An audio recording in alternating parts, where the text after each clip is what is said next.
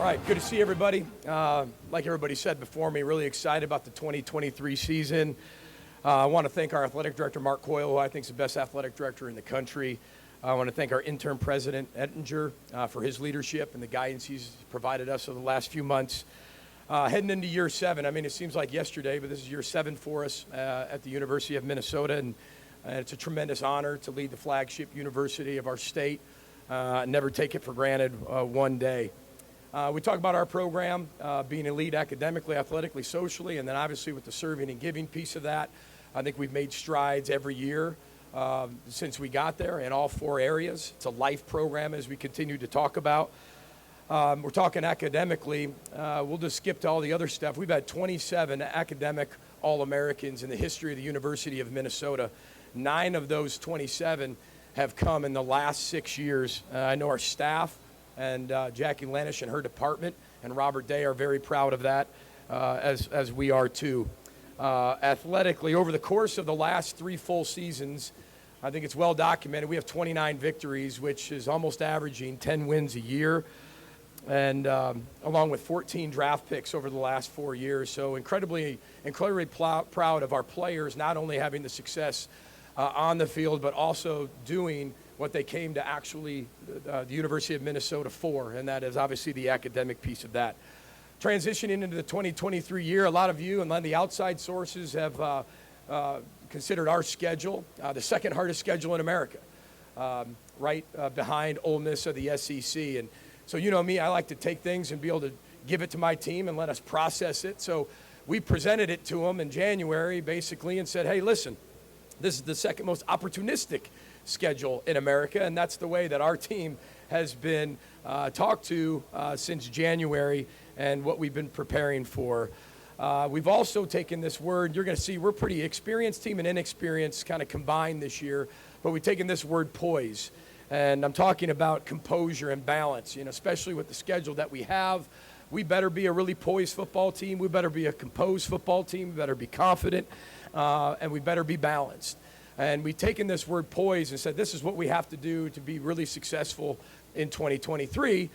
And then we took it to a little bit of an extreme and we said, okay, how do we get our message home to our players? So what we did was, since January, they've been listening to the band Poison in the weight room every single workout. And I'm not sure how many are 80s rock fans, but if you ask them what their favorite Poison song is, I'm sure they can actually tell you at this point.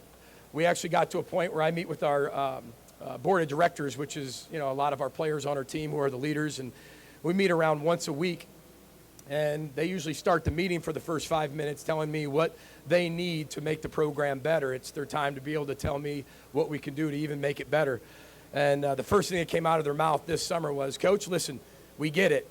We just want a little less poison in the weight room. So we've actually diminished the amount of poison we're playing inside that weight room right now. So it's really interesting to connect our generation with them, with that band. We have an interesting blend of experienced and inexperienced players. Talked about, I think it's well documented, the players that we actually have to replace in 2023. We're talking about 5-year starters, 4-year starters, the Tanner Morgans, the Mohamed Ibrahims, the Mariano Sori-Marins, the Jordan Howdens, the T-Times, who are all now moved on to the National Football League. So we obviously have to be able to refill those and replenish that with some inexperienced players who are going to have an opportunity, but that's why you recruit. But when we talk about the experience we have coming back, we've brought 3 players here, Chris Altman-Bell, Brevin Span-Ford, and Tyler Nubin, that have 18 total years of Gopher football combined, a 7-year player, a 6-year player, and a 5th-year player. So it's going to be a really interesting combination that we have moving forward. This is definitely a player-led team. And we talk about this all the time. Bad teams, nobody leads. Average teams, coaches lead. And elite teams, players lead. This is definitely becoming the offseason a player-led team, and I couldn't be more proud of the guys that we actually brought with us today. And you know me, I always like to talk and give a little tidbit about every single one of those guys that we brought. I'll start with Chris Altman-Bell. I've known Chris Altman-Bell for 8 years. I mean, most guys go to school. He's getting his 3rd degree in 7 years. I mean, we call him Dr. Crab. Chris Altman-Bell, Crab's his nickname. Who will ever forget his touchdown against Fresno? If he has a size 13 shoe, it's out of bounds. Thank God he has a size 12 shoe and stayed in bounds, or that 19 season doesn't go the way it has. The big catch against Penn State, 19, another big catch and touchdown that he had against Wisconsin. The one thing I love about Chris Altman-Bell was he was part of the group that we offered once we got to Minnesota to bring with us, and he's matured tremendously. You talk about a young man who's going to be a tremendous father, tremendous husband, and has grown up a lot through the adversities that he's had. He's getting close to being back to 100% and came back for his 7th year in our culture, I think, which speaks volumes to our program. Brevin Spann-Ford, it feels like yesterday we were just recruiting Brevin Spann-Ford, who was 6'7", 208, 210 pounds at camp. And I remember this young man had multiple offers, but he had to keep coming back to our camp. And we're a developmental program, so he's 210 pounds. We're wondering if he's going to be a tackle, a tight end, or a wideout. And it comes to the 3rd time he comes to our summer football camp, and his mom, Jackie, finally looks at me. She bangs the table and looks across me and says, "What does my son have to do to get an offer to the school he wants to be at, his home state, Minnesota Golden Gophers?" I said, "I guess that's it. We're here to offer him." That's all it took, and we offered him, and I think the rest is history. The one thing I love about Brevin is when you watch him with his nephews, we have open practices for all of our families to come to any practice, and his family takes advantage of that, being a Minnesota young man, and watching him play with his nephews, again, another guy who's going to be a great husband, a great father, and just an elite person as he's developed inside our program. And last but not least, Tyler Nubin, who's one of the best safeties in the country, in my opinion. You talk about all these guys, Brevin Spann-Ford was a 2018 Scout Team Player of the Year. Mohamed Ibrahim was a 2019 Scout Team Player of the Year. We're a developmental program.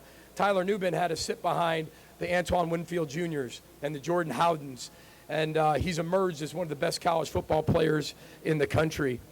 We originally recruited him, as a corner / wideout, and ended up at safety.